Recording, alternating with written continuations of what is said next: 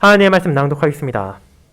여호와께서 사사들을 세우사 노략자의 손에서 그들을 구원하게 하셨으나 그들이 그 사사들에게도 순종하지 아니하고 오히려 다른 신들을 따라가 음행하며 그들에게 절하고 여호와의 명령을 순종하던 그들의 조상들의 행하던 길에서 속히 치우쳐 떠나서 그와 같이 행하지 아니하였더라.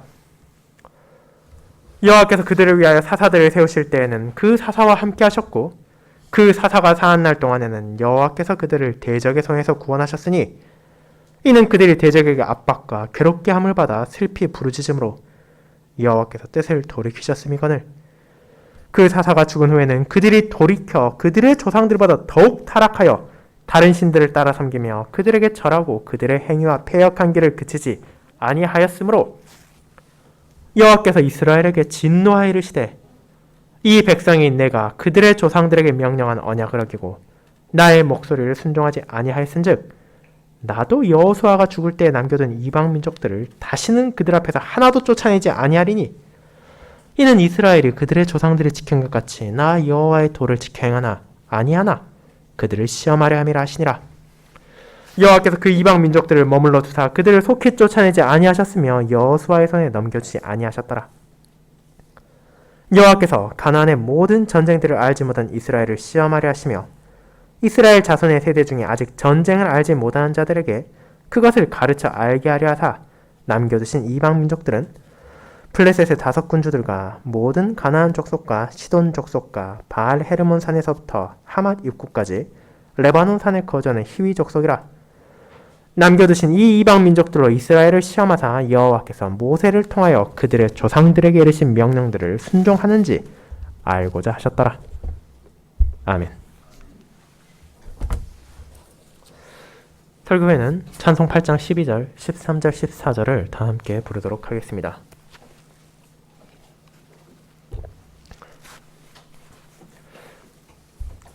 사랑하는 주 예수 그리스도 안에 있는 형제 자매님들, 만일 누군가 여러분에게 나와 사사기라는 성경이 도대체 우리에게 무엇을 가르치는지를 묻는다면 여러분은 어떻게 대답하시겠습니까? 아마도 저희를 포함한 많은 신자들은 즉각적으로 삼손과 같이 불신자들에게도 잘 알려져 있는 사사의 행적에 대해 말하고자 할지도 모릅니다. 어쩌면 드보라와 같이 오늘날에도 많은 논쟁의 대상이 되어버린 여사사에 대해 생각할 수도 있습니다. 혹은 경솔한 서원으로 말미암아 비참한 결말을 맞은 입다에 대해 답할지도 모릅니다. 하지만 그 모든 각각의 사사들이 우리들에게 시사하는 바가 있으며 그들의 행적을 통해 하나님께서 전하시는 신자가 기억해야 하는 가르침이 있는 것도 사실이지만 여러분이 그와 같이 답변한다면 아마도 그 답변은 충분하지 못할 것입니다. 이는 어디까지나 파편화된 강론에 불과한 것이며 사사기가 무엇인지 전체적인 내용에 대해 물어본 질문의 의도를 충족시키지 못한 것이기 때문입니다. 그런 우리가 지난주부터 살펴보는 사사기 2장은 이스라엘 백성들이 가나안을 차지하고 왕을 세우기까지의 과정에 있어 어떤 일들이 반복적으로 일어나며 이를 통해 하나님께서 전하시고자 하는 뜻이 무엇인지를 알려줍니다. 그것은 바로 하나님을 저버리고 우상을 향해 나아가며 세상과 하나가 되고자 하는 언약 백성들의 패역함이며 동시에 그런 백성들의 무지함과 완악함에도 불구하고 그들이 고통 가운데 신음할 때 사사를 세우사 자기의 백성들을 건지심으로 드러나는 여호와의 신실하심과 긍휼하심입니다. 우리가 사사기를 살펴볼 때 이 주제가 계속해서 드러납니다. 언약 백성들이 악에 빠질 때 하나님께서는 이방인을 통해 그들을 징치하시나 그들이 대적에게 압박과 괴롭힘을 받아 슬피 부르짖을 때 그 뜻을 돌이키시고 그들을 건지시기 위해 사사들을 세우심으로 그들을 구원하십니다. 하지만 그렇게 세워진 사사가 죽고 나면 다시 악의 구렁텅이로 떨어지는 악순환이 끊임없이 반복되며 마침내 약속의 신실하신 하나님께서는 언약 가운데 나타나는 심판을 통해 이스라엘에게 임할 저주가 얼마나 두려운 것인지를 선언하십니다. 그렇게 하심으로 그들이 진정으로 의지할 수 있고 평안을 누릴 수 있으며 안식을 찾을 수 있는 곳은 오직 여호와 하나님의 그늘 아래이며 그분의 돌보심이 없다면 자신들의 능력으로는 가나안의 이방 민족과 힘을 합친들, 군사를 아무리 모으고 철병거를 준비한들 결코 그들이 받은 모든 것들을 지킬 수도 없으며 그것을 누릴 수 없다는 것을 깨닫게 하십니다. 저는 이와 같이 사사기를 통해 하나님께서 반복적으로 계시하시는 주제를 여호와의 신실함, 언약 백성의 패역함이라는 제목으로 설교하고자 합니다. 그리고 자신을 저버린 백성들이 신음할 때 자비를 베푸신 여호와의 신실하심과 그럼에도 끊임없이 죄악된 길로 나아간 언약 백성들의 패역함에 대해 살펴보고자 합니다. 첫 번째, 사사를 세우심으로 신실함을 보여주신 여호와 하나님. 두 번째, 사사가 떠난 후 더욱 타락함으로 패역함을 나타낸 언약 백성이라는 소주제로 살펴보겠습니다. 먼저 첫 번째, 사사를 세우심으로 신실함을 보여주신 여호와 하나님에 대해 살펴보겠습니다. 형제님 여러분, 잠깐 지난주일의 설교를 떠올려 보도록 합시다. 우리가 함께 살폈던 사사기 2장의 전반부는 어떤 내용을 담고 있었습니까? 이는 신자들이 자칭 망각하기 쉬운 소명을 상기시킬 뿐 아니라 우리가 주어진 소명을 저버렸을 때 어떤 비참한 결말이 일어날 수 있는지를 가나안에 들어온 이스라엘의 한 세대가 교체되고 다음 세대가 자라날 때 일어난 상황을 통해 보여주었습니다. 여호수아와 함께 가나안에 도착한 세대는 하나님의 신실하심에 대해 누구보다 잘 알고 있었습니다. 그들은 자신들의 부모가 광야에서 어떤 결말을 맞이했는지를 보았고 능력이 없고 수가 부족한 자신들이 어떻게 약속된 땅을 받게 되었는지의 과정을 경험했습니다. 견고하던 여리고성이 그들의 눈앞에서 무너져 내리고 아간의 죄악으로 인해 두려운 심판이 찾아왔으며 가나안 거민들과의 싸움에서 승리한 것, 그 모든 은혜와 징벌이 하나님의 신실하심 안에서 나타났습니다.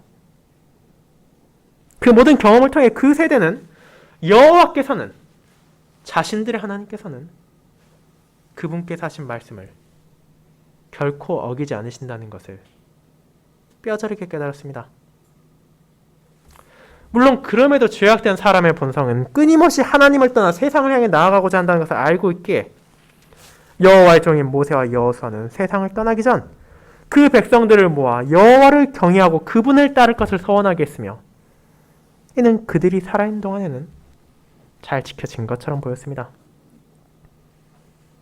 사사기 2장 7절도 그렇게 말하지 않습니까? 곧 여호와께서 이스라엘을 위하여 행하신 모든 큰 일을 본 자들이 사는 날 동안에는 여호와를 섬겼더라 하고 말입니다. 하지만 그 말이 여호수아의 세대가 자신들에게 주어진 모든 소명을 온전하게 이루었다는 것은 아닙니다. 특별히 그들이 가나안 거민과의 투쟁과 적과 꿀이 흐르는 땅의 안락함에 젖어 잊어버린 중요한 소명이 있었다는 것을 우리는 깨닫게 됩니다. 그 소명은 신명기 4장에서 다음과 같이 나타나는 것입니다. 이는 다음과 같습니다. 오직 너는 스스로 삼가며 내 마음을 힘써 지켜라.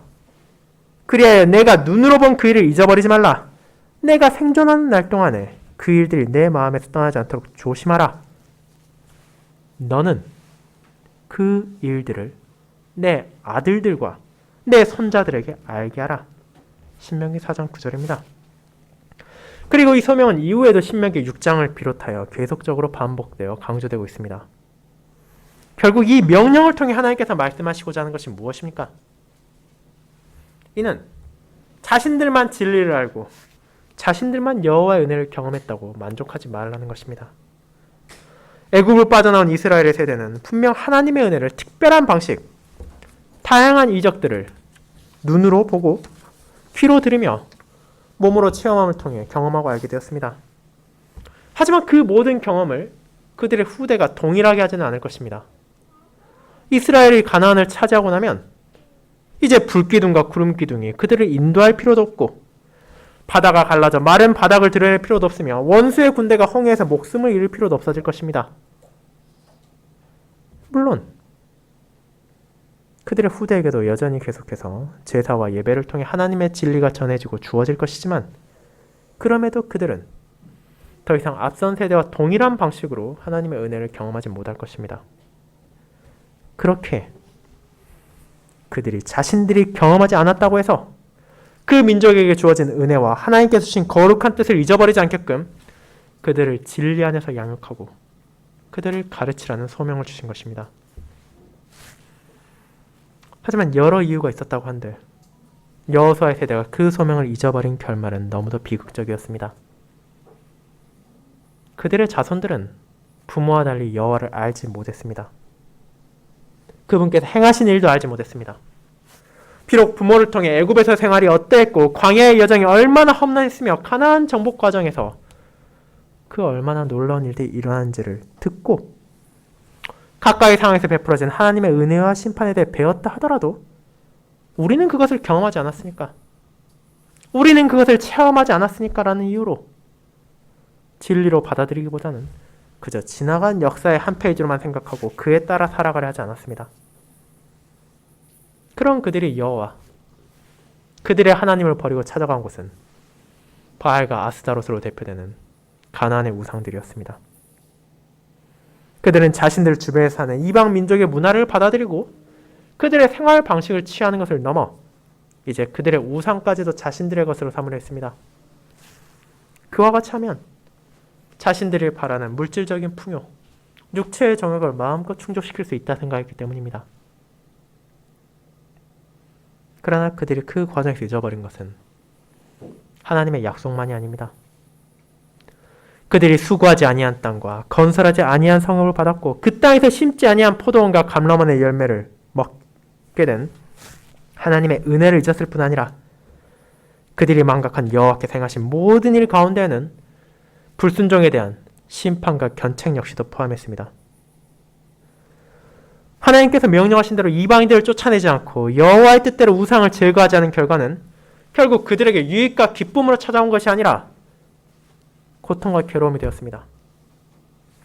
그들이 추방하지 않은 가나안 족속들은 옆구리에 찔린 가시와 같이 끊임없이 신음을 내게 만들었으며 그들이 파괴하지 않은 수많은 우상들은 번영을 주는 것이 아니라 그들 발밑에 놓인 올무가 되어 그들을 걸려 넘어지게 했습니다. 결국 이 언약 백성들은 여호와께서 말하신 모든 것들, 그분의 약속만이 아니라 그분의 저주까지도 포함하여 그분의 맹세가 한 점의 거짓 없이 이루어진다는 것을 깨닫게 되었습니다. 여호와를 알지 못하여 여호와께서 자신들에게 행하신 일도 거부했던 이들은 이제 징계를 통해 그분을 알게 된 것입니다. 그것이 바로 사사기의 내용에서 계속적으로 반복되는 패턴의 이유입니다. 이스라엘이 여호와를 저버렸고 그분의 목전에서 악을 행하였으며 우상을 섬겼습니다. 그에 따라 그들은 여호와를 진노하게 했으며 그에 합당한 공의로운 징벌을 받아 그들에게 놓여진 올무와 그들을 찌르는 가시를 통해 괴로움을 당했습니다. 하지만 하나님께서 그들을 영원히 버리셨습니까? 그렇지 않습니다. 우리는 이제 막 가나안에 정착한 이 이스라엘이 여기서 멸망당하지 않는다는 것을 알고 있으며 이후 다윗 왕가의 지배 아래에서 영광을 드러낼 것인 것도 잘 알고 있습니다. 물론 그 과정이 이루어지는데 여호와께서는 그 백성들의 어떤 빚도 지지 않으셨습니다. 그들은 하나님의 거룩한 뜻을 무시했고 스스로 그 모든 고난을 자초한 것이기에 이스라엘이 아무리 고통에 신음하고 스스로의 치를 떤다 하더라도 하나님께서는 그 모든 것에서 한 점의 흠도 없으시고 책임도 없으십니다. 그러나 그분께서는 한없는 궁휼하심과 그들의 선조들에게 주어진 약속의 신실하심으로 이 어리석고 패역한 백성들을 불쌍히 여기사 사사들을 세우셔서 그 백성들을 노략자의 손에서 건져내셨습니다. 그렇다면 이제 이 사사들이 대체 어떤 존재이기에 여호와께서 이스라엘을 위해 세우셨는지를 생각해 보도록 합시다. 히브리어로 소페팀이라 하는 이 명사는 판결을 내리다, 판단하다라는 뜻을 가진 동사에서 파생된 명사입니다. 즉, 문자 그대로 그 의미를 생각해 보자면 이 사람들은 판단하는 자, 판결자, 판단자, 더 쉽게 말하자면 법정의 재판관을 가리킬 수 있습니다. 그렇지만 이런 한정적인 의미에서만 사사를 이해한다면 실제 우리가 사사기에서 보게 되는 그들의 역할과는 상당한 괴리가 있다는 것을 깨닫게 되실 것입니다. 여러분이 사사기를 세심하게 읽어본다면 실제 그 이름에 걸맞게 백성들 율법에 따라 판단한 사사는 드보라밖에 없다는 것을 알게 되실 것이기 때문입니다. 그 외에 다른 사사들은 재판관이라기보다는 곤란에 빠진 민족을 구원하기 위한 군사적인 영웅 혹은 해방자들에 가까운 모습을 보입니다. 그들은 군대를 이끌고 원수들에 맞서 싸웠으며 승리를 거둬 이스라엘이 잠시간 평안을 누리고 하나님을 바라보게 했던 주님의 종들이기 때문입니다.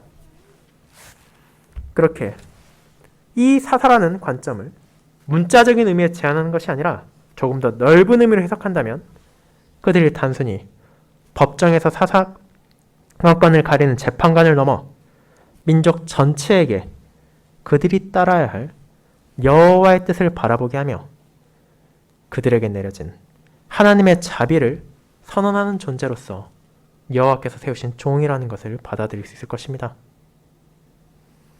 그리고 18절은 그 사사들을 통해 여호와께서 어떤 사역을 드러내셨는지를 보여줍니다.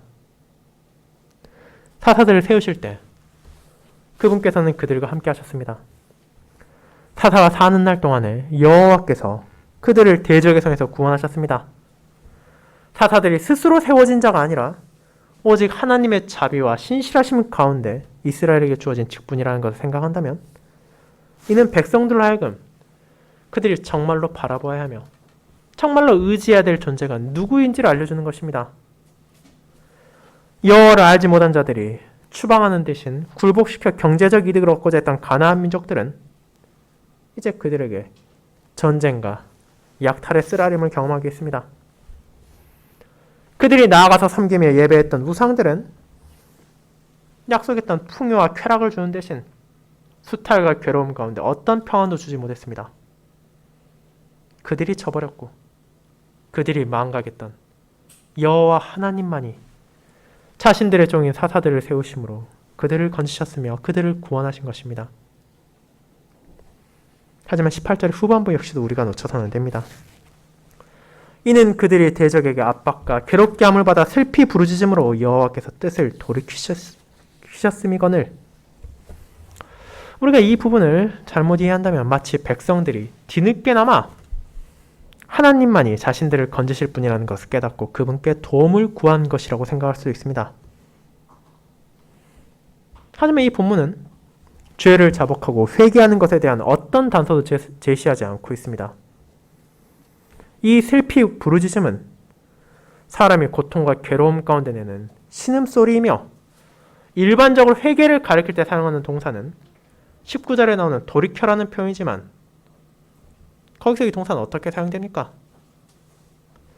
백성들이 돌이켜 하나님께로 나아가는 것이 아니라 하나님으로부터 돌이켜 우상을 향해 나아간다고 말하고 있습니다. 그렇게 하나님께서 사사를 세우신 것은 백성들이 먼저 자신들의 죄를 깨닫고 회개했기 때문에 그에 대한 결과로 나타나는 것이 아니라 오직 그분의 긍휼하심과 신실하심에서 나타나는 자비의 발로임을 우리는 깨닫게 됩니다. 신자는 자신들의 선행이나 회개가 먼저가 아니라 그것까지도 하나님의 은혜 가운데 나타난 것임을 알게 되며 그분께서 우리의 죄를 깨닫게 하시며 그리고 그런 부족한 우리에게 주어진 하나님의 은혜에 한없는 긍휼하심을 인식하게 됩니다. 그것이 사사기의 시대만이 아니라 구속 역사 가운데 끊임없이 반복되며 나타나는 하나님의 신실하심입니다.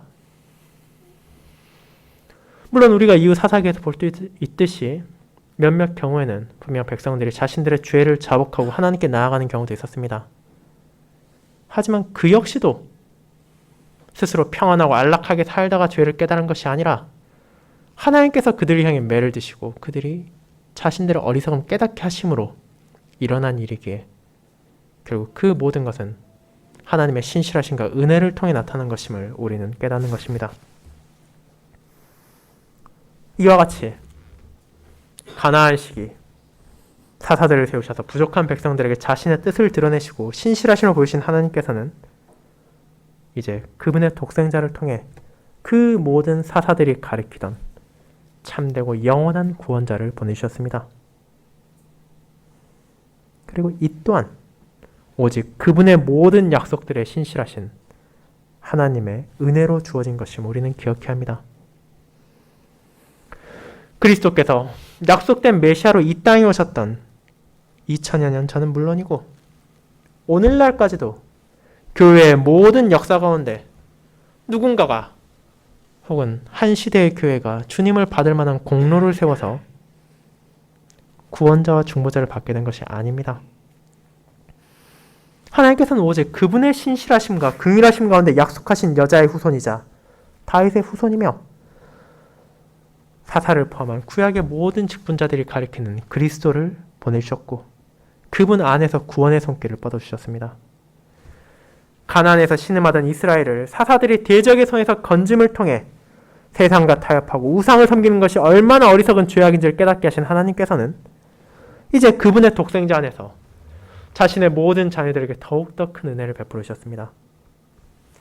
신실하신 하나님은 구약시대에 세웠던 자신의 종들인 모세나 여호수아, 사사들이나 왕들 같은 유한한 존재가 아니라 영원히 우리를 다스리시며 우리를 인도하실 구원자를 보내심을 통해 우리에게 진리를 깨닫게 하시고 그 진리 안에서 살아가도록 인도하십니다. 그 모든 은혜를 그리스도 안에서 값없이 받았기에 우리는 그분의 신실하심과 긍휼하심에 감사하며 멈추지 않는 찬양을 드리게 되는 것입니다. 사랑하는 형제자매 여러분, 그렇게 이처럼 크고 놀라운 하나님의 신실하심과 긍휼하심을 기억하도록 합시다. 여호와를 잊었던 이스라엘 자손들이 구원받을 자격이 없었음에도 불구하고 그들을 불쌍히 여기심으로 사사를 보내셨던 하나님께서 마찬가지로 구원을 받을 자격이 없는 우리에게 독생자를 보내주셨습니다. 비록 그들과 우리가 살고 있는 시대가 다르고 지역이 다르며 문화와 상황이 다를지라도 우리 모두가 스스로의 힘으로는 죄를 깨닫지 못하며 악에 기울어져 있다는 점에선 동일합니다. 그러나 이제 우리에게 오신 예수님 안에서 우리는 진정한 의미에서 대적의 손에서 구원받았습니다. 그리고 그분을 통해 변하지 않는 참된 평안을 얻게 되었습니다. 그것이 바로 언약 백성들이 받은 은혜이며 이를 통해 하나님의 모든 백성들은 그분의 신실하심을 바라보고 그분의 긍휼하심과 사랑 안에서 위로받을 수 있다는 것을 깨닫게 됩니다. 그리고 이는 이어지는 두 번째 소주제인 사사가 떠난 후 더욱 타락함으로 패역함을 나타내는 언약 백성으로 이어집니다. 성도 여러분, 이제 우리는 하나님께서 사사들을 세우심으로 이스라엘 자손들에게 베푸신 긍휼하심과 신실하심에 대해 알게 되었습니다. 그렇다면 우리가 그런 맥락에서 자연스럽게 기대하게 되는 것은 무엇입니까? 아마도 그 백성들이 아무리 어리석다 해도 사사들을 통해 하나님의 뜻을 알게 되고 여호와의 은혜를 경험했다면 이제 회심하고 진리 가운데 살게 되지 않을까 하는 생각이지 않겠습니까? 그러나 그런 일은 일어나지 않았습니다. 오히려 그 백성들은 더욱 타락할 패역한 길로 나아가는 것을 멈추지 않았습니다. 17절은 사사를 마주한 그 백성들의 반응을 보여줍니다. 그들이 그 사사들에게도 순종하지 아니하고 오히려 다른 신들을 따라가 음행하며 그들에게 절하고 여호와의 명령을 순종하던 그들의 조상들이 행하던 길에서 속히 치우쳐 떠나 그와 같이 행하지 아니하였더라. 여호와를 알지 못하고 그분을 거역하며 그분의 목전에서 우상을 섬기는 악을 행했던 자들은 사사들을 통해 하나님의 은혜를 경험했음에도 전혀 달라지지 않았습니다. 이제 우리는 그들의 불순종의 원인이 무엇인지 알 수 있습니다. 이스라엘 자손들이 여호와를 버린 이유는 단지 그들이 하나님의 은혜를 이적적인 방식으로 경험하지 못했기 때문이 아닙니다. 그들의 마음 깊숙한 곳, 그들의 겉으로 드러난 불순종의 뒤에 있는 이유는 결국 그들의 죄성과 악 때문입니다. 그들은 여호와의 율법에 따르는 것을 원하지 않았습니다. 그들은 여호와의 뜻에 따라 거룩한 삶을 살아가는 것을 원하지 않았습니다. 그들은 여호와의 손길로 인해 주어진 약속된 땅에 만족하지 않았습니다. 그들은 선주와 마찬가지로 목이 곧고 완악한 백성들로 자기들의 욕망에 따라 살아가며 그것을 무조건 긍정해주는 우상을 원했지, 자신들의 즐거움에 이런저런 제한을 거는 하나님을 원한 것이 아닙니다. 그들에게는 자신들의 선조들에게 보였던 신앙은 남아있지 않았고 그들의 조상들과 같이 여호와의 뜻에 따라 살아가야 한다는 의식은 사라졌습니다. 사사들의 원수들을 물리치고 그들을 어려움 가운데 건졌을 때는 잠시 그 길에 머무는 것 같다가도 속히 치우쳐 떠나 자신들이 원래 살아가던 방식으로 되돌아갔습니다. 그와 같은 언약 백성의 삶을 19절은 어떻게 묘사합니까? 그 사사가 죽은 후에는 그들이 돌이켜 그들의 조상들보다 더욱 타락하여 다른 신들을 따라 섬기며 그들에게 절하고 그들의 행위와 패역한 길을 끼치지 아니하였으므로라고 전합니다. 그들의 행악, 불순종, 우상숭배는 17절과 19절에 나오는 두 가지 단어인 음행과 패역으로 정의됩니다. 하나님께서는 종종 언약 백성들의 죄악을 음행과 연관하여 지적하실 때가 있습니다. 이는 그들이 실제로 간음과 행음을 저질렀기 때문이기도 하지만 그 이상의 의미를 담고 있습니다. 이스라엘이 하나님을 저버리고 가나안의 우상들을 향해 나아간 것은 결혼한 사람이 자신들의 부인이나 자신들의 남편을 놔두고 다른 사람과 간음을 저지른 것과 마찬가지이기 때문입니다. 어떤 의미에서 그렇습니까? 부부관계에서 남편 간에는 서로에게 신실할 것을 맹세합니다.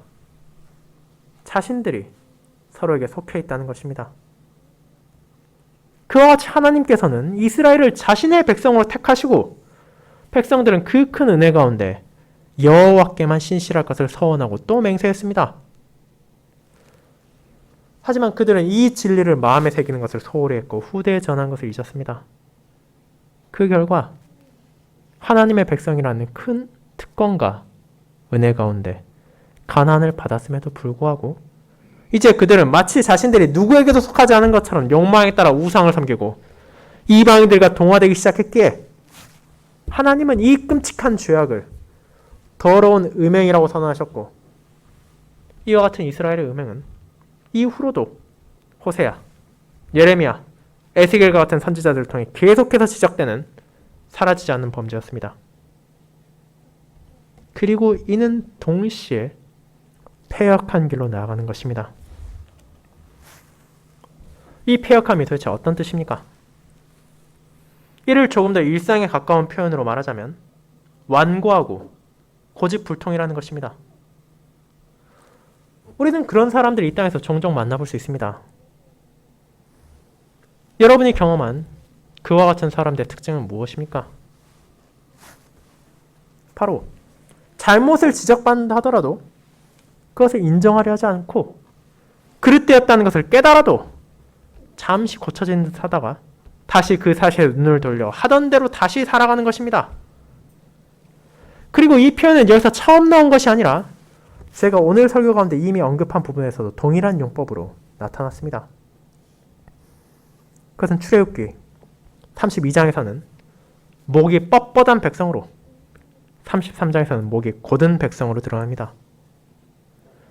그들의 선조가 그러했듯이 이스라엘 자손들은 목이 곧고 뻣뻣해서 자신들의 고집을 꺾을 줄 모르고 마치 우리가 항상 옳은 것을 행하고 아무런 잘못도 하지 않았다는 것처럼 반성하지도 않았습니다.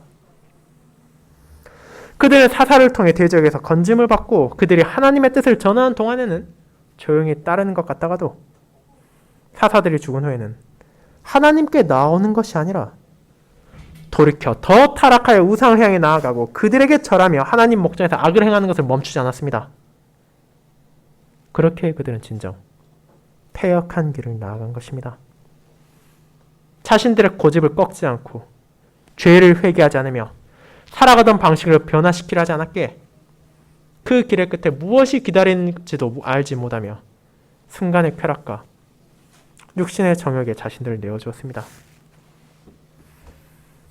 이와 같이 우리가 살펴본 사사기 2장 11절부터 19절까지 이어진 내용이 사사기 전체를 관통하는 주제이기도 합니다. 여호와께서는 자신의 약속에 신실하십니다. 아브라함 간 약속을 기억하시고 그 자녀들을 진멸하지 않으셨고 모세와 여호수아에게 하셨던 언약을 기억하심으로 이스라엘 백성들을 버리지 않으셨습니다. 그들이 신음할 때 사사를 보내주어 대적에서 건져주셨고 자신들의 죄를 깨닫고 돌이킬 수 있도록 진리를 전하셨습니다. 하지만 그들이 누구에게로 돌이켰습니까? 그들은 하나님께로 돌이킨 것이 아니라 우상을 향해 돌이키고 나아갔습니다. 여호와께서 베푸신 은혜를 이제 자신들의 눈으로 보고 몸으로 경험했음에도 불구하고 패역함을 멈추지 않았습니다. 그뿐 아니라 이와 같은 비참한 상황이 단순히 반복되는 것을 넘어서 점점 더 악화되어 가고 있음을 우리는 사사기를 통해 하나하나 보게 됩니다. 그럴 때 하나님께서는 그분의 신실하심을 다시 보이십니다. 그리고 이 신실함은 사랑과 자비만이 아니라 그분의 공의 역시도 변하지 않음을 나타냅니다. 그분께서는 언약을 어긴 자들의 옆구리에 쐐기를 박아 넣으십니다. 앞선 3절에서 여호와의 사자가 말한 것처럼 이스라엘이 남겨둔 가나안 족속들을 머물러 두게 하사 이제 그들을 시험할 용도로 사용하신 것을 알려주시는 것입니다. 가나안의 모든 전쟁들을 알지 못하고 하나님께서 행하신 일, 여호와가 누구신지를 망각한 자들이 이제 더 이상 그 핑계를 댈 수 없게 하십니다. 그들은 전쟁을 경험하게 될 것이고 하나님의 공의와 자비를 경험하게 될 것입니다. 그 모든 체험을 하고 난 후에 이스라엘 자손들이 이제 누구를 탓할 수 있겠습니까? 그들은 조상들과 마찬가지로 원수들과 피를 흘리는 투쟁을 하게 될 것이며 하나님의 신실하심 가운데 나타난 긍휼하심과 죄를 향한 심판이 얼마나 놀라운지를 보게 됩니다. 그리고 이제 그 시험의 목적을 위해 하나님께서는 이스라엘에게 이방 족속이라는 쐐기를 박아 넣으셨습니다. 그럼에도 언약 백성들은 하나님께서 그릇된 행동을 하셨다고 비난할 수 없습니다. 그들이 먼저 하나님을 저버렸고 그들이 여호와께서 주신 소명을 망각했으며 그들이 우상을 향해 나아갔습니다. 그렇게 이제 가나안 족속들을 통해 찾아오는 시험 가운데 이스라엘 자손들은 그들의 오만함을 꺾고 자신들의 죄악의 결과를 바라보며 참되신 하나님, 그들을 종되었던 집에서 건져내신 여호와를 바라볼 것인지 아니면 여전히 패역한 길로 나아가 죄악 가운데 심판을 자초할 것인지를 증거하게 될 것입니다. 그렇게 이미 크나큰 은혜를 받은 자들을 향해서 스스로 돌이켜 여호와에게로 나올 수 있도록 가나안 족속들이 남겨진 것이기에 그들은 언약 백성을 향한 시험의 도구이자 동시에 그들이 자신들의 패역을 돌아볼 수 있게 함으로 하나님의 은혜와 자비를 드러내는 방편으로도 사용된 것입니다. 하지만 우리는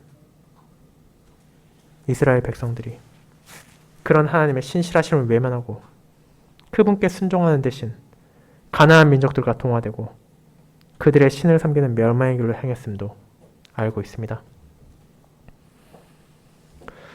하지만 이와 같은 일이 그들에게만 일어났습니까? 그렇지 않습니다. 다윗 왕가의 시대가 지나고 포로기의 시기를 거친 후 로마의 지배 아래 살아가던 유대인들 역시 그들의 선조의 잘못에서 여전히 벗어나지 못하고 있었습니다.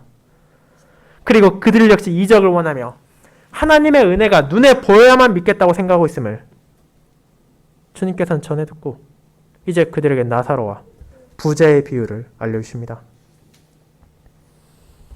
부자가 나사로를 부활시켜 아버지의 집에 보낸다면 가족들이 회개할 수 있을 것이라고 부탁할 때 그가 들은 대답은 무엇입니까? 누가복음 17장 29절과 31절은 다음과 같습니다. 그들에게 모세와 선지자들이 있으니 그들에게 들을지니라. 모세와 선지자들에게 듣지 아니하면 비록 죽은 자 가운데서 살아나는 자가 있을지라도 권함을 받지 아니하리라. 이처럼 전해진 진리를 믿지 않으며 기적을 원하고 이적을 바라봐야 믿는다고 생각하는 사람들은 실제 그것이 눈앞에서 펼쳐진다 하더라도 자신들의 패역함을 돌이키지 않을 것임을 주님께서는 말하십니다. 그리고 가나안 땅에서 이스라엘 자손들이 계속해서 그와 같이 행하고 예수님께서 이 땅에 오셨을 때 많은 유대인들이 그분을 거역했던 것처럼 오늘날의 기독교인들 가운데서도 이와 같은 자세를 여전히 가지고 패역한 길로 나아가는 자들이 있음을 우리는 인정해야만 합니다. 사랑하는 성도 여러분, 그렇다면 이제 우리 자신은 어떤 삶을 살고 있습니까? 비록 우리 주변에 전쟁이 일어나지 않고 있으며 예리고 성이 무너지지 않는다고 하더라도 그 사실이 하나님의 신실하신 가운데 우리에게 베풀어진 은혜와 우리에게 주어진 소명을 변화시키지 않습니다. 우리의 주님께서는 진리의 말씀으로 우리를 인도하시며 우리가 그분의 뜻에 따라 살아가도록 때로는 시험을 통해 겸손하게 하시고 세상을 의지하고자 하는 우리를 징계하실 때도 있습니다. 그렇다면 그 모든 것을 경험하고 살아가는 우리가 돌이켜야 할 곳은 어디입니까? 우리의 선조들과 같이 곧은 목을 가지고 패역한 길을 나아가는 잘못을 범하지 않도록 합시다. 우리가 돌이켜야 할 유일한 장소는 여호와 하나님이시며 우리가 나아가야 할 참된 길은 그분께서 은혜 가운데 인도하시는 생명의 길입니다. 그리고 구약 백성들을 위해 사사를 세우셨던 하나님께서 이제 우리를 독생자의 공로로 주어진 그분의 영으로 돌보고 계십니다. 그렇게 이번 한 주의 삶, 우리에게 값없이 주어진 그분의 은혜와 신실하심을 바라보며 그분의 긍휼하심 안에서 우리에게 주어진 소명에 따라 주님의 목소리를 순종하며 주님의 도를 지켜 행하는 삶을 증거하도록 합시다. 그런 우리의 모든 순간 신실하신 하나님께서는 우리와 함께 하실 것입니다. 아멘.